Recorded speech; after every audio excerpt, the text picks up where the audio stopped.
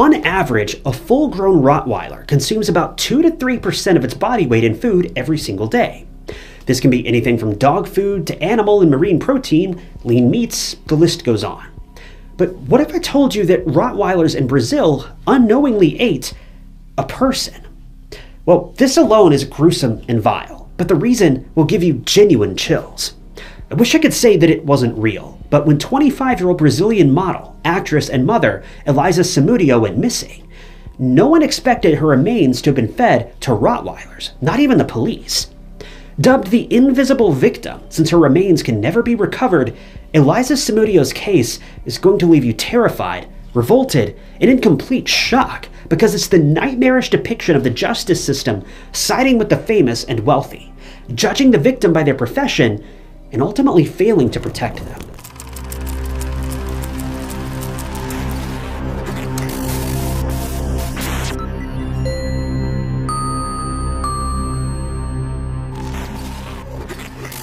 Welcome to True Crime Stories.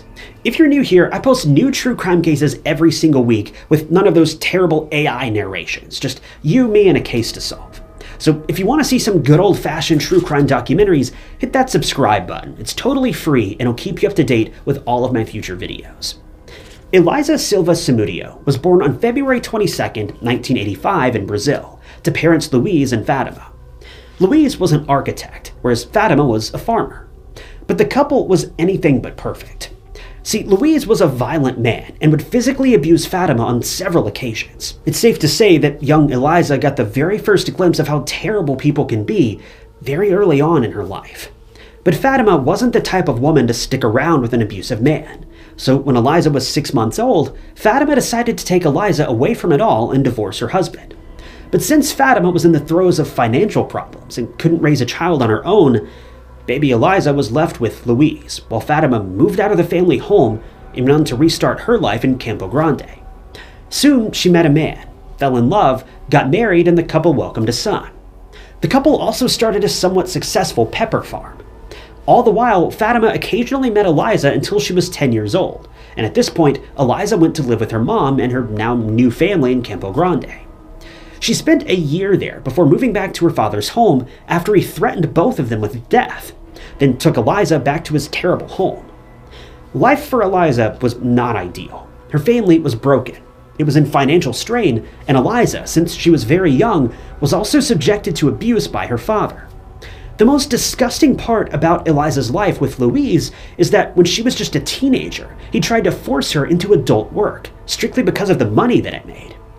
This man had no boundaries, and this alone proved how broken he truly was. The best time of Eliza's life was with her mom, and the year that she spent with her was the only normal and steady time in her life. Nevertheless, her grave family situation did not stop Eliza from aiming for the stars. She wanted to become a model and an actress in the more famous parts of Brazil, like Rio de Janeiro and Sao Paulo. And that's exactly what she did. When Eliza turned 18, she packed her bags and moved to Sao Paulo. But Eliza soon came face to face with the brutal realities of moving to a big city with big dreams and empty pockets. It wasn't going to be easy.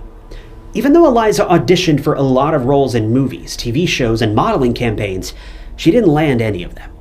Heartbroken and needing money to survive, Eliza felt she had no choice but to turn to adult work, unfortunately falling into a terrible trap that so many young women find themselves in, especially in today's world with the advent of apps that let you pay people to do darn near anything. It's so heartbreaking to see Eliza trying to survive in a big city and seeing her dreams fade away so quickly. Eliza may not have had her dream job, but she eventually got a few acting roles, albeit in adult movies. She also fulfilled her modeling dream by featuring in several Brazilian magazines. This was pretty much the gateway to success for Eliza, and it opened up a whole new world of opportunities and connections for her. With her modeling success, Eliza attended various sports events, mainly soccer, and there she met and networked with soccer players who were also celebrities. Eliza had always loved soccer since she was young, and it was her dream to marry a soccer player and become a mom. Well, during one of these events, she did meet someone, and it was a very famous soccer player, Bruno Fernandes de Souza. Bruno came from a broken family too, so he and Eliza had that in common. Bruno's dad was a very violent man with a criminal past, and his mom was a raging alcoholic. Needless to say, Bruno and Eliza had pretty rocky starts to their lives. But Bruno made it through and made his life mission to be successful. He became a well-known soccer player, and he played with the Corinthians, then became a partner of MSI before joining Flamengo in 2007. By all accounts, Bruno was a great goalkeeper, and even went on to win several trophies from 2007 to 2009 while playing for Flamengo. But Bruno, at the time of meeting Eliza, was married to a woman named Diane. This was something that Eliza knew about, but it didn't stop both of them from engaging in a full-blown affair. Bruno wasn't looking for anything serious, since he was a famous soccer player, and he was obviously already married, but he wasn't opposed to running around behind his wife's back. According to some of Bruno's acquaintances, he had even promised Eliza that he would divorce his wife for her, but we don't know whether what he was saying was true or if he was just trying to pacify Eliza, who definitely wanted something more than a behind-closed-doors fling. Now, Eliza and Bruno's actual place of meeting is unknown. According to some of Bruno's friends, the couple met in 2008 at a barbecue, but according to Bruno, they met at a party. Regardless, the two would spend a lot of nights at Eliza's house away from the press, and a few months into the affair, Eliza fell pregnant with Bruno's baby. Now, Bruno did not take this news well, and he began acting like this was somehow Eliza's fault. But correct me if I'm wrong, but I'm pretty sure it takes two people to make a baby. It's not like Eliza tricked him into doing anything. It was purely an accident, and regardless, because of the pregnancy, Bruno broke up with Eliza, which is so nauseatingly infuriating. Not only did he completely ditch his responsibilities of being a father, but he happily bummed these responsibilities off onto the child's mother, leaving her to fend for herself when she needed help the most. Bruno, after the breakup, became insistent that he didn't want the baby, claiming Eliza was just a distraction for him, and that he wasn't looking for any commitment.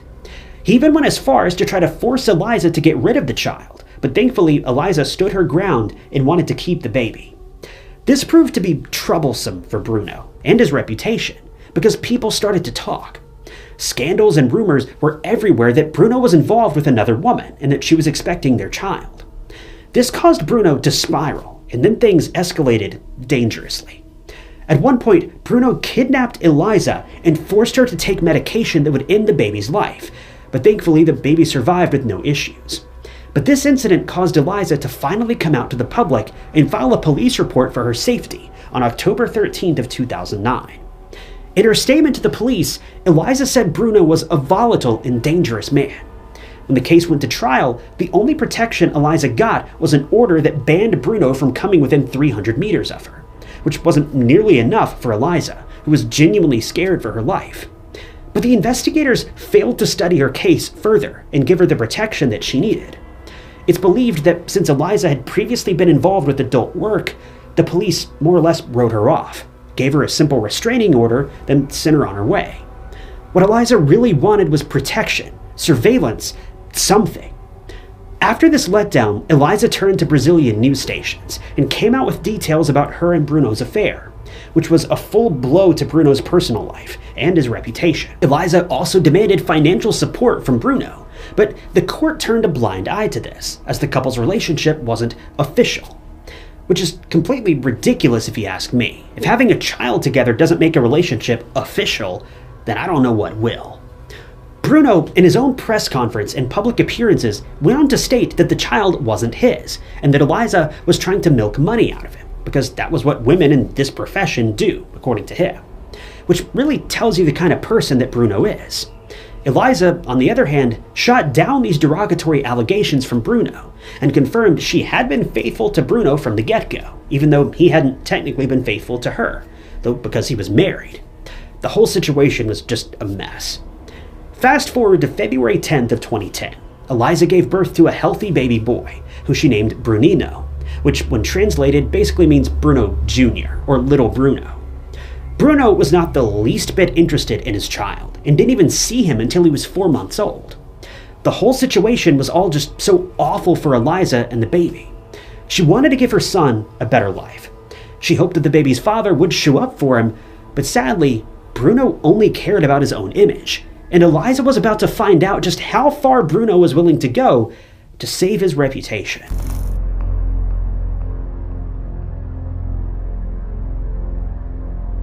Fast forward to June 4th of 2010. This was the last day that Eliza reached out to anyone. It was actually Eliza's mom, Fatima, who found it weird that her daughter hadn't reached out to her in so long. Although Eliza and Fatima initially had a falling out, Fatima was still concerned for her daughter, and get this, Fatima didn't even know Eliza had a child. Eliza's friends were also starting to get worried about Eliza, and no one had heard from her since June 4th. Not long after, 25-year-old Eliza Samudio was reported missing. What was so terrifying was that her baby, Brunino, was nowhere to be found, and this, for police, was a race against time. They immediately opened an investigation, and the news of the Brazilian model was everywhere on the news stations. The detectives looked into various people of interest, and one of them was Bruno. Now, when the investigators questioned Bruno, he vehemently maintained his innocence, saying that he had nothing to do with Eliza's disappearance, the child, and even claimed that he wasn't the father, and that Eliza was just a distraction for him. The same things he kept repeating to the media all those months ago.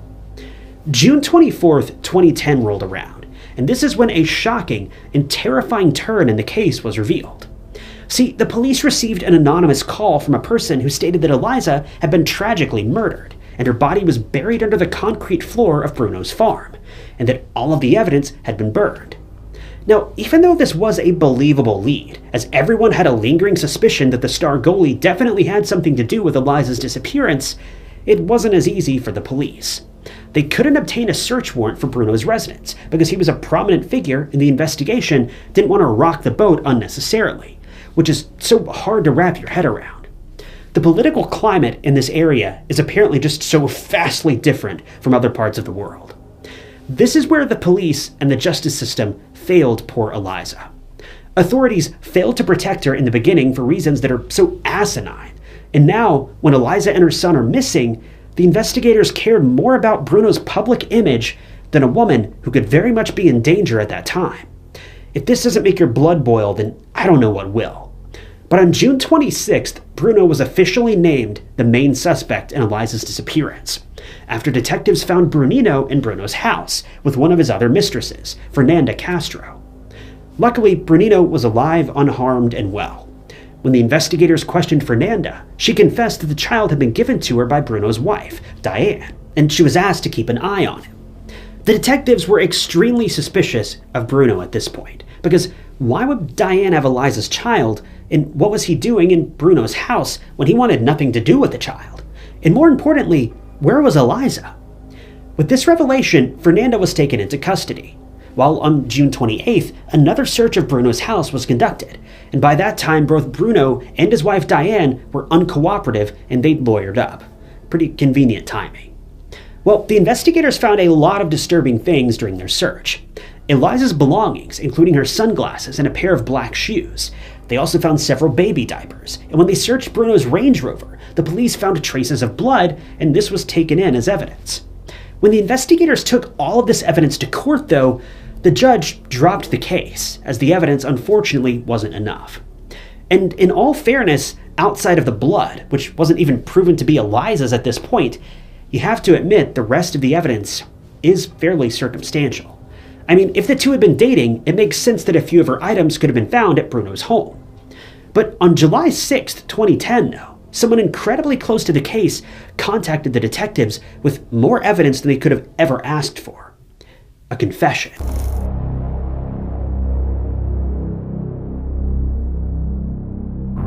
The man who reached out to investigators was a 17-year-old named Sergio, who was Bruno's cousin. He had some very harrowing details to share with police. According to Sergio, he'd been an accomplice in the murder of Eliza, which was planned by none other than Bruno. According to Sergio, Bruno had reached out to a local hitman and a former police officer named Marcos dos Santos, also known as Bola, and had asked for his help in getting rid of someone who was trying to harm his reputation. Sergio's version of events stated that Bruno was also one of the last people to talk to Eliza on June 4th, when he proceeded to invite her to his farmhouse in Esmeraldas. He apparently wanted to come to an agreement about child support, get a paternity test, and sort out other financial disagreements that the couple had. Since Eliza didn't have a car, Bruno decided that he would pick her up from her place. When a car pulled up in front of Eliza's home, Sergio was in the back seat, while another friend of Bruno's, Luis Enrique Ramau, was driving the car. Eliza unknowingly got into the passenger seat with her baby in her arms, and that was tragically when Sergio launched an attack on her. He was armed with a firearm, but Eliza fought to the bitter end, trying to grab the weapon from him. When Sergio tried to fire at Eliza, he found the gun wasn't even loaded, but as a last resort, Sergio hit Eliza on the head with the butt of the firearm until she lost consciousness, and she was then taken to Bruno's house, where he and Bola were waiting for her. Eliza's belongings were taken and burned, and Bruno ordered Bola to, quote, deal with her, but didn't say anything about the child. Bruno then left the scene after paying his henchmen. A day later, on June 5th, Bruno had a big game to play with his team, giving him an alibi. Sergio then proceeded to confess that Eliza was held by a local gang for days before her life was ultimately taken, and she was then fed to a group of Rottweilers. After this was done, Brunina was handed over to Bruno, and that was the end of Eliza's story. Now, Sergio's confession, even though it was choppy and kept changing at times, was very much in line with the anonymous call that the investigators had received. It was also believed that whatever was left of poor Eliza was entombed in concrete to remove every trace of her, which was Bruno's intention from the start. According to the evidence that police gathered, Eliza likely lost her life on June 10th, meaning she'd been held by her captors for 6 days while they did who knows what to her. And this is just a level of tragedy that's just too much.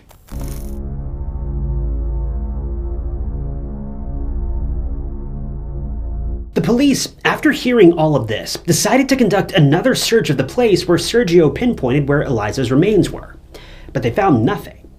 The detectives believed that Sergio and other men involved in Eliza's tragic passing were lying about the location of her body, as they wanted to get away with as much leniency from the court as possible, which is very rich coming from people who didn't even think twice about driving a defenseless and innocent woman to her tragic end.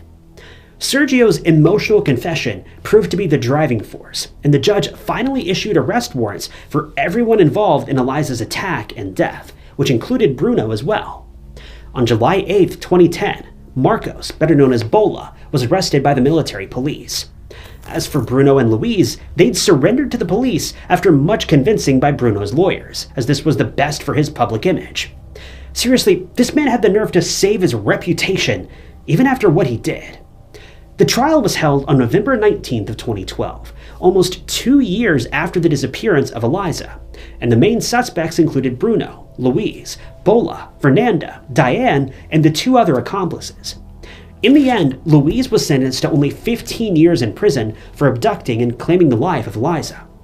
Bola received 19 years in prison, an additional 3 years for hiding Eliza's body.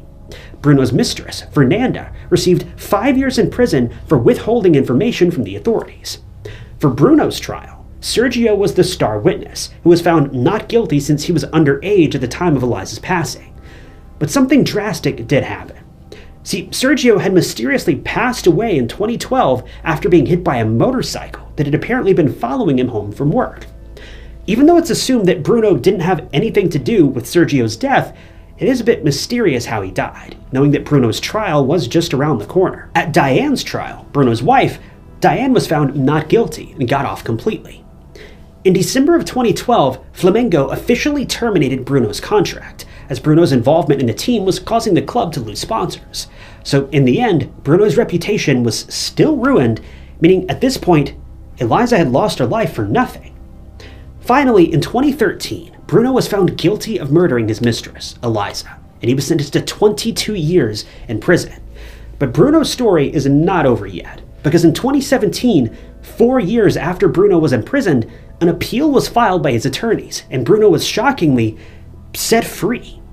Within days of his release, Bruno joined another soccer club called Boa Esporte, for which he played a game on April 8, 2017, which is just insane. A man who was imprisoned for murder was now out and free to live his life, although this new club also lost all of its sponsors after Bruno joined, and there was a huge display of disgust from the public directed towards Boa Esporte for taking a convicted criminal in the club.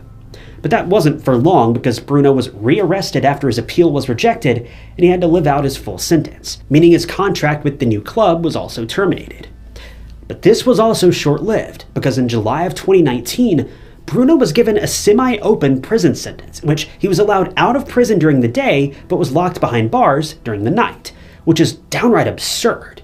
It's so baffling to see that the court is willing to treat Bruno, a convicted murderer, with so much leniency just because he's famous. Yet the system completely failed to give Eliza protection, a single mother who was just trying her best to move on with her life. Later on, Bruno went on to join another soccer club, but his contract was yet again terminated because he couldn't make it to practice and training sessions because of his prison restrictions. Bruno eventually divorced his wife and went on to marry someone else in prison. So by all accounts, Bruno was living a pretty normal life. He's still serving his semi-open prison sentence, and he currently has another family and is looking for another soccer club to join.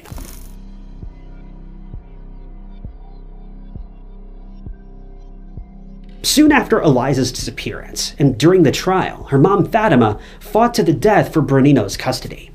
Again, when you think things couldn't get worse, the Brazilian justice system proves you wrong. And this time, the court failed to see reason yet again. The baby's custody was given to none other than his grandfather, Luiz Carlos Samudio, the same person who abused Eliza and Fatima, and even forced his own daughter to engage in adult work at a very young age. Who in their right mind would grant custody of a child to a predator who doesn't even have a credible record of taking care of his own family? Well, according to the court, Luiz Carlos was the last person Eliza was living with, so it was only reasonable that her child lived with him too. But they failed to mention that it was Luiz holding Eliza captive, since he threatened her to death if she left. Fatima, after Bruno's custody was handed over, went straight to the court and demanded custody of the child, and gave rock-solid proof of Luiz's violent behavior. Not long after, a conviction came out, holding Luiz accountable for assaulting a 10-year-old girl, and this was when the court immediately took custody away from Luiz, and Fatima was granted full custody of Bruno. Fatima officially became the baby's legal guardian. She requested a paternity test, which proved that Bruno was indeed Bruno's child.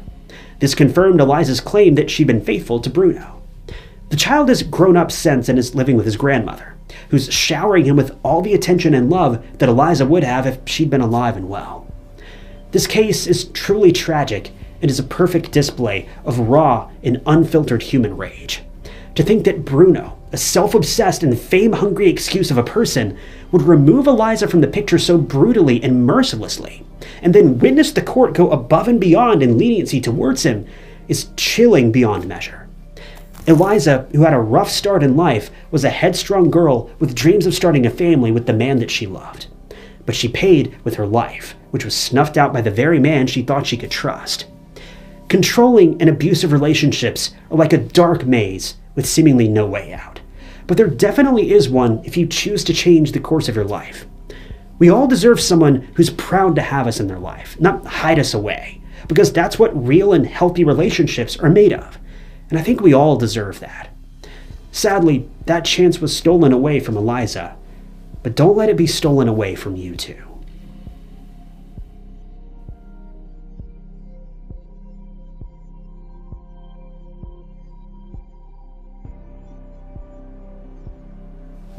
Thank you guys for tuning in to another episode of True Crime Stories. I wanted to give a special thank you to a couple channel members, including Hillary Wallace and Charlotte McDonald. If you also want to become a member of the channel, you'll gain access to new videos sometimes days or weeks before they're uploaded to the public, and it's currently the best way you can help support the channel. I really appreciate those of you that have decided to do that. And if you want to join, you can click that big join button below the video or find the link down in the description. But as always, if you enjoyed this video, check out this other interesting case I covered, and don't forget to subscribe. It's totally free and keeps you up to date with all of my future videos. But my name is Ty Knotts, and I'll catch you guys in the next one.